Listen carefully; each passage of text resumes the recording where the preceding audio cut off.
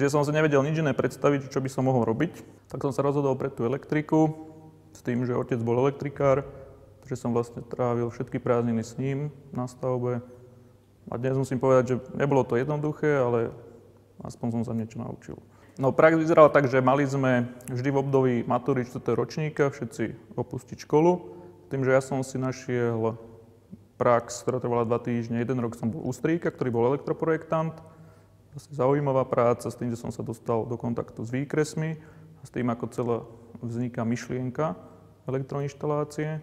A potom som bol samozrejme u otca, kde sme normálne robili elektrikárov, sekali, ťahali káble, zapájali a tešili sa, keď to fungovalo.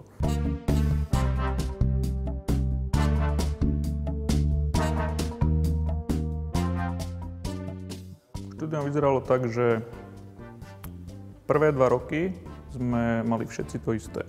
Učili sme sa matematiku, fyziku, samozrejme aj o elektrike a po 2 rokoch, teda 3. 4. ročník, sme sa mali rozhodnúť, ako chceme špecializáciu.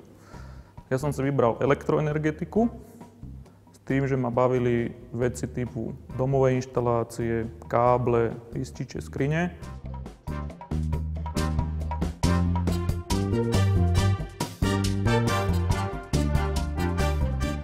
Pri hľadaní práce ma zaujala ponuka, kde hľadali technicky zdatného človeka elektrikára, ktorý by vedel pomáhať svojim zákazníkom.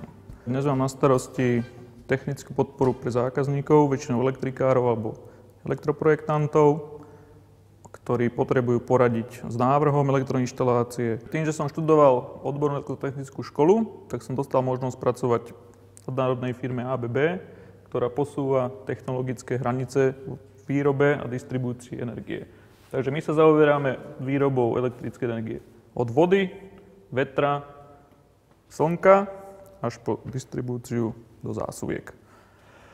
Naša firma sa skladá z 5 divízií: produkty výkonových technológií, systémy výkonových technológií, automatizácia a pohony, produkty nízkeho napätia a procesná automatizácia.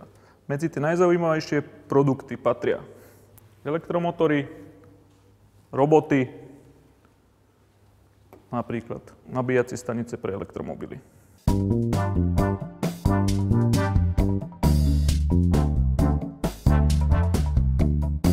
Tým, že som študoval strednú odbornú školu a viem, čo čaká elektrikárov na stavbe, tak viem sa vžiť do ich situácie a viem im pomôcť.